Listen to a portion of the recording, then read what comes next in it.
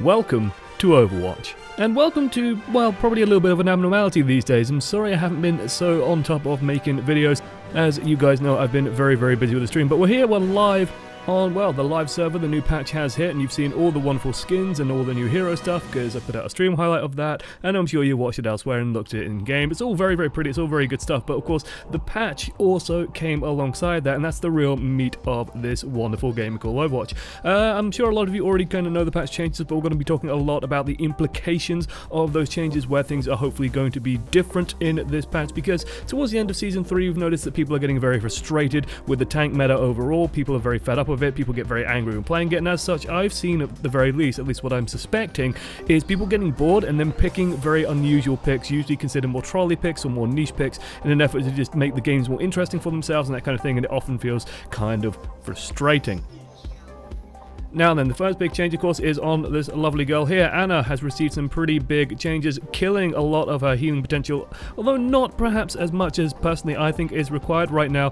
Well, in the previous patch you used to gain 100% healing bonus, now you only gain 50% of that healing bonus, so you go from about, like, right now, when you are dealing damage or healing with Anna, you're doing about 90 damage per second overall. It might be 80, 90, but it's still pretty goddamn up there. It's definitely enough to out-heal stuff like a Winston's DPS, way more than enough to out-heal all of that, so it's still pretty strong. Before, when you threw the grenade, you were going up to about 180 heals per second, probably a little bit more than that, and it was kind of insane. You had to deal pretty much 200 damage per second to out DPS and Anna's healing reliably on a target, which basically means you have to instantly one-shot people.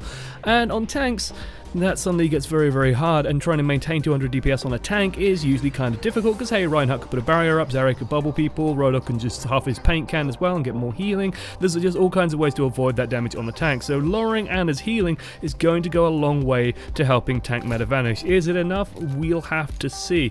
Also, there was a duration change on it as well, so it's going to last a little bit less frequently. It's going to also make it a little bit less effective offensively, but honestly I think Anna's still in a really good place. She's got a really good toolkit with the sleep dart. If you can hit it reliably, Nano Boost is still very powerful as an ultimate, and you know, synergizes beautifully with a lot of different things, and she's just very strong overall because she can deal a lot of damage as well as providing a lot of healing. I think Anna's honestly still fine. I think she'll be run in a lot of comps, but I'm interested to see how things change with the other picks. I've already noticed I've been watching a bunch of pro level streams sort of in the last few days during my downtime, and also playing a little bit myself, and I've noticed that people are starting to push back towards 222 a little bit more in their changes, and things are just sort of slowly eking back that way. Reaper's definitely making itself known. Widowmaker is actually starting to make itself known a little bit at the highest levels, with the pro level Widowmakers having a blast because Diva's less prevalent. Why is Diva less prevalent, I hear you ask? Well, look at that health bar. It's basically completely flipped over. She's lost a huge amount of armor, and as such has lost a huge amount of survivability. Armor is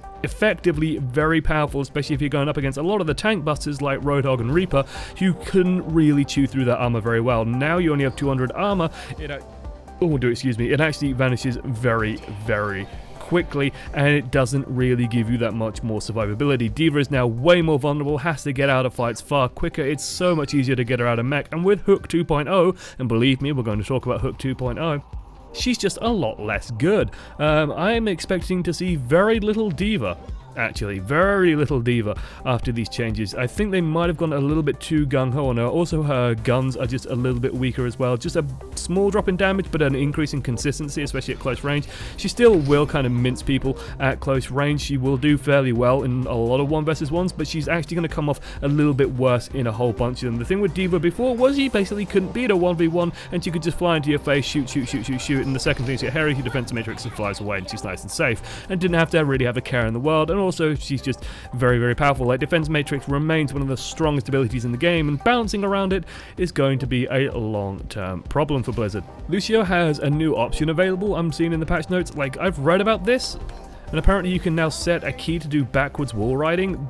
Right, let me, like, I've seen people ask me about this when I've been streaming, okay? And to me, this is, it's very strange. So I'm going to turn this on, and I'm going to just try and figure out how this works. So if I go, oh, that's really cool. Okay. Oh man, that probably makes it a lot easier. That probably mean like if you're in a corner. Let's try and find a corner to wall ride about on. A good corner for wall riding.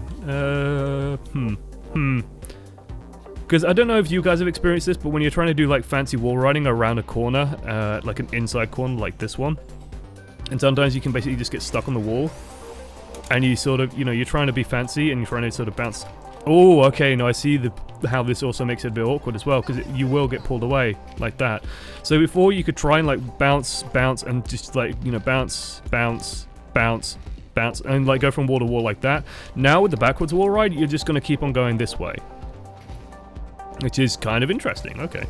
The thing with Lucio is, I think a lot of the advanced wall riding stuff, for a lot of people, it's just not actually as effective as you'd expect. Wall riding can be a big liability, and you've got to be careful with it. I've seen Lucio guides and stuff say that you should always be wall riding. I really don't think that's true. Really don't think that's true.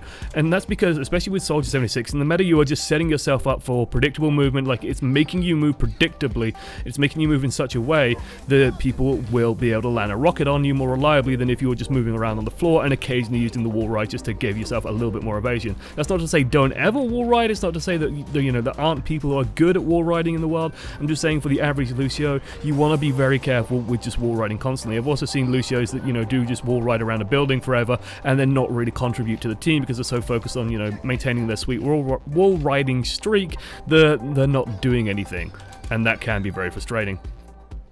So it's an interesting little change. How much it has an effect, I don't know. I think this will only really have a big niche effect on a lot of the big time Lucio mains or the high level Lucios who really master the hero. I'm not one of them, and being honest, I think a lot of you probably aren't at that level where this is going to make a huge difference. It's neat. It'll probably mean, for us plebs, it probably means you'll be maintaining your wall rides a little bit better, but overall, I'm not sure it's that big of a deal. Let's see, Roadhog, of course, with the real big changes here. The Hook 2.0 has come in, ladies and gentlemen, and it's very powerful. The way I will describe Hook 2.0 is that it is not a buff, it is not a nerf, it is simply different, okay? We have traded consistency for, I don't know, overall output, I guess. Like, that's how I'd say it. It's more consistent now, but it works in less instances. There will be more occasions where that happens, where the hook lands but then snaps, and as such you won't quite get the kill immediately. But when you do land the hook, it is now so reliable when you are getting the kills that you can kill pretty much everything up to a Zarya. You will leave Zarya if she's on full health and you are on your own with a full combo of hook, left click melee on about 20 hit points. So if you get a good right click and then you do that and then you do that and that, then you are probably going to kill her, or someone else is just going to kill her on the way. Realistically speaking, you will probably kill the Zarya, so it's pretty goddamn good. That is if the hook lands. The hook will now be harder to land. As such, you know, it's easier to avoid and easier to bait out and easier to dodge and that kind of stuff. But when it does hit, it is going to kill whatever it hooks.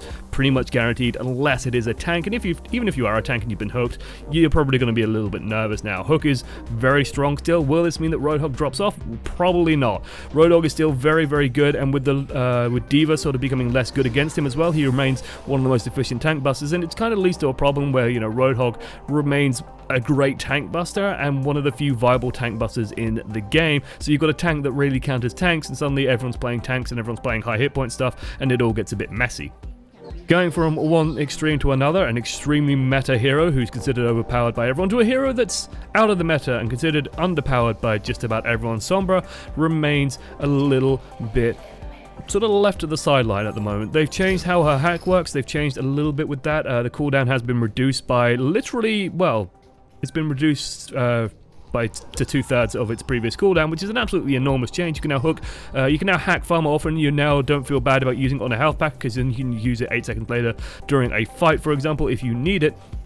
And what Blizzard really want to do is they want to push themselves towards something called character fantasy. Now, with character fantasy, it's interesting, okay? So with Sombra, they want to have the character fantasy of being the hacker. They want to have it being controlling and doing things with control and like taking over the game a lot and doing that kind of stuff. So, you know, they want you to be hacking a lot of things and trying to occupy ground and having information and giving information to your team, all that kind of stuff. Support kind of play, not so much a backline assassin, which is where a lot of people, myself included, kind of think she should be. And I think it's a good and noble idea. The problem in Overwatch is that hacking health packs is kind of high impact, but it's only high impact in instances where you can actually fight over those health packs. And an interesting example is a game I played with someone who's been playing Sombra pretty much throughout the whole, well, not throughout the whole of Season 3, but pretty recently in Season 3, and he's got like 21 hours as Sombra, and this guy's stalking like the Master to Grandmaster level of play, and he's got a 30% win rate. 21 hours, 30% win rate. That's a lot of losses. That's a lot of losses. And we were playing with this guy on Ilios, and we were winning a lot on the Lighthouse map, but not anywhere else. Lighthouse being the map without the well in it, and you know, it's not ruined, so it's that other one. And the reason why we were winning on Lighthouse is simple. Like, let's pretend that these three squares are kind of the Lighthouse map, because it kind of works, where you have like that gazebo area with a health pack in it, you have the big courtyard area with a statue in it, so the statue will be here, and then you have the control point over here, okay? Well, in that map, the first team fight usually happens around this health pack over here, which is nice and safe, it's indoors. Sombra can hack that health pack, take control of the health pack, and then we have a big fight. After that, the fight generally just devolves around here, but we get a lot of use out of the health pack there. Now let's take Ruins for example. Let's just use these two for Ruins. So imagine this is the control point for Ruins, okay? And up here, towards the edge of the cliff, there is a large health pack. Sombra can go and hack that, but no one's going to go there and team fight, because if you do, you're going to get knocked off and you're going to get launched into the cliff edge over here. So you don't want to go and fight on that, which means that we're not using that Sombra health pack, which means we're not really getting the advantage. This is kind of the fundamental issue with playing Sombra as a full support kind of hacker, is that the instances where you can hack the enemy team and actually reliably hack enemy team members is fairly limited. You're not going to get too many opportunities to actually reliably get that hack off, especially if the enemy team is paying attention and is aware, and if they have any kind of counter, like Winston for example, or just, well, a lot of heroes basically can shut down that hack pretty reliably. Soldier 76 can do it just by spraying around a bit. It's very easy to stop a hack. Like, that's the final point of that. As such, you're not really going to be able to do too much hacking. As such, you're going to need this a little bit. You are going to need the ability to kill people, and the fact that, you know, she can see people when they have low hit points kind of puts you into that predatory mindset, right? If we just, you know, dip this robot a little bit under half hit points, the fact that I can see him there, I want to go kill him. I want to go kill him, okay? That means that I should be able to win this fight fairly reliably. If he's low and I come out with him, then surely I should be able to do that. Like, to me, the player fantasy of Sombra isn't so much being like a support and getting lots of cool hacks off, it's more setting up a trap for a target. So let's say, you know, we get this guy under half hit points, and let's say there's a health pack over here. I've hacked that one, I've hacked the health pack over there, he runs back to go get a health pack, and I'm sat here and I can see him running over there, and I'm going, ha ha ha, you fool, you fell into my trap, and I can go and kill him very easily. That can kind of happen, but in a lot of instances, you struggle to confirm the kill because it's so hard to kill people with Sombra's crappy weapon. How would I change Sombra? Again, I would just devolve a little bit of power from her ultimate. I think her ultimate is incredible. I just think it's up far too often, and as such, you get more power put into her gun. Again, think of heroes as if you have like a certain amount of points that you can put into speccing a hero. Sombra has a shitload of points specced into her ultimate at the moment. I think she needs to move a couple of those out, put it into her normal killing power, and then she can really become something strong. That said, Sombra will always be a hero that is going to be more reliable when you have a 6-stack or when you are more coordinated, and as such, she's going to be somewhat niche and probably very hard to operate at low level play, no matter how much they change her, just because, well, getting value out of that is going to be pretty hard. A couple of things I want to touch on as well is just the UI changes. Like, we have the wheel in now, which is a lot of fun because you can do cool stuff like, you know, I mistimed it there, but you get the idea. You can play around with that. That's very fun. You could also have multiple emotes. I don't have any equipped. You also have multiple sprays equipped, which I don't have on Sombra at the moment. But, you know, let's use an example here. There we go. So we have a nice example here, and we can use multiple sprays. Of course, I've just equipped the best spray in the game, because who needs anything else? Otherwise, like, that's about it. Let's talk about meta predictions, and will the tank meta go away? Right now, it seems to be on the wane, but I think that's partially just people being relieved and happy the fact that they don't have to play tanks anymore, and there's a feeling of sort of freedom, and hey, we don't necessarily want to be playing these tanks anymore, we want to be doing something else with our time. And that's kind of the hope, right? That we don't have to play tank meta anymore. What I'm afraid of is the Symmetra Torbjorn meta that could be popping up at some point. Will it happen? sort of doubt it. I think if you are running into Symmetra Torbjorn a lot, you could probably still run a tank heavy meta. It'll still work just because those heroes struggle at whittling down tanks, and stuff like Reinhardt is really good for shutting down a Torbjorn, and stuff like Winston is very good as well for clearing out Symmetra turrets, or Zarya, for example, you can just put a bubble on the target the turrets are shooting, and then you go and clear them out. So I still think there are good counters available to those comps. We'll wait and see if they do bob up. Also, I think Widowmaker, for example, is very good against Symmetra Torbjorn defense, because she can just take her time, get a couple of picks, and then you can work off the back of that, and Torbjorn and Symmetra aren't really going to be able to go and pressure her. Even combined as well, like combining the shield generator if they're running one and armor, that's the only way you're going to be able to stop a headshot one-shotting most heroes. Hanzo, however, gets completely dicked by that combo because, hey, 275 armor or 275 health or whatever, 275 hit points in general is enough to really leave him in the lurch. So Hanzo not going to be feeling good right now. Reaper should be feeling real good at the moment, however, with D.Va vanishing away. Reaper's problem was always that if you basically ran a Reaper and they ran a D.Va, Reaper would run forward, prepare to shoot people, get defense matrix, and have to wraithform away awkwardly, or he would just die. Now that's not going to happen less. That means he's more available to go and kill Roadhog, for example. This all has knock-on effects on the balance, making it very hard to predict exactly how things are going to go. I do think we're going to see more 2-2-2. I think we're going to see a lot of 2-2-2 revolving around Reaper and Soldier in particular, working together, but don't be surprised to see the occasional Widowmaker come out on offense, because, hey, if you are running 2-2-2 like that, and they are running a Soldier and a Reaper, Widowmaker is actually pretty good at dealing with those heroes, so hey, she might actually be popping up a little bit more. Is that a good thing for you, for your games? Probably not. Not a good thing for my games either, but hey, it's an excuse for me to play Widowmaker every so often maybe, and honestly, I would look forward to doing exactly that, because I love this girl so goddamn much. The final hero I really want to comment on, I think, is Pharah. Pharah, I think, is actually going to do very well in this patch. I think if you were doing well with Pharah before, you're going to do even better with Pharah now. That's simply due to the removal of D.Va. Now, you might be sat there saying, but surely Soldier 76 is going to be really strong right now, because, hey, D.Va's the only thing that really slowed him down as well. So Soldier's sort of let off the hook a bit. Yeah, he is.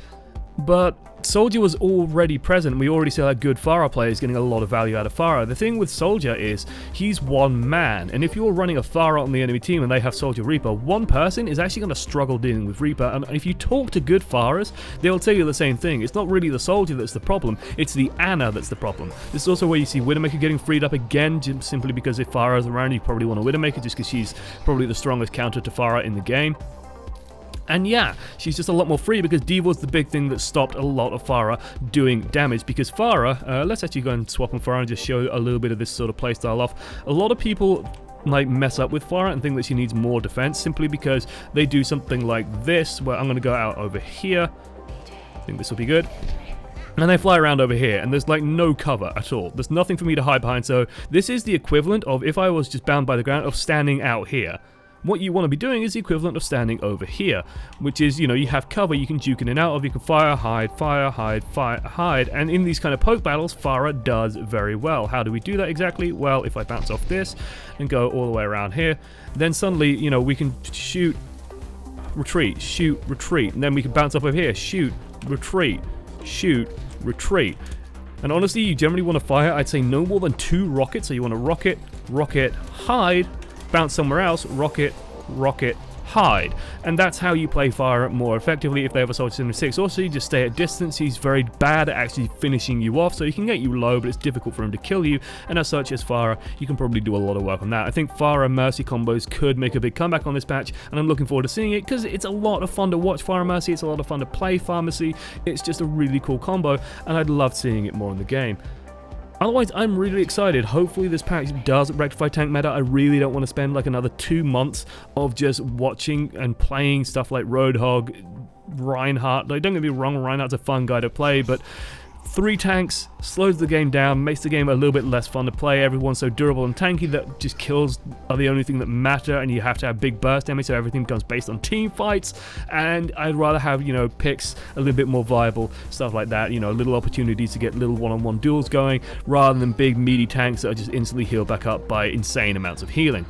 Finally, I do sort of want to address just the channel overall. If you have stuck with me this long, then you're probably a long-time fan and wondering, oh, where's all the videos? I'm trying to get back into making videos. Now, I'm not going to be the type of person who's ever going to be great at making instant news videos, so they will be mostly like this, just sort of little roundups, little looks into the meta, little gleans into the meta, maybe occasional glances into the pro scene. And if I ever do pro-level VOD reviews, I will probably rather do them as a YouTube video where I can really pause, break down, and mull over that and edit it together in a really interesting way, rather than just doing that on stream. That's how the stream is getting a lot of focus, simply because, hey, coaching the menu is a lot of fun. It's a format that is very good on stream, less good on YouTube, and I definitely do heartily recommend you guys come along and watch the stream sometime if you aren't already. I will be trying to get back to making some more YouTube content, however, usually about 20-minute videos, just like this one. So yeah, look forward to that. And do post recommendations if you want to see certain things out of me, because, for example, I'm not ever going to be the entertaining guy that's going to get you news out on, like, the very minute it's arranged. I just don't have the rig for that, and I just don't have the mentality for that either. So I'd rather just leave that to Sty and Overwatch Central, for example, good friends of mine, who can do it a little bit better, while I focus on more things like this, which is, you know, we've sat back, we've had a look at the patch for a day, which is still nowhere near long enough, but sort of had a little bit of a think and a little bit of a proper mulling over and breakdown of what's going to be happening and the impact of these patch changes in the game. Do make sure to like and subscribe and all that good stuff and all that nonsense there. It does help out a lot if you do that. And post a comment as well. Again, give me your ideas, give me what you want to see out of the channel. Coaching's been going great, but I'd love to do a couple more things just to help diversify and keep the channel rolling. Otherwise, guys, yeah, doodles.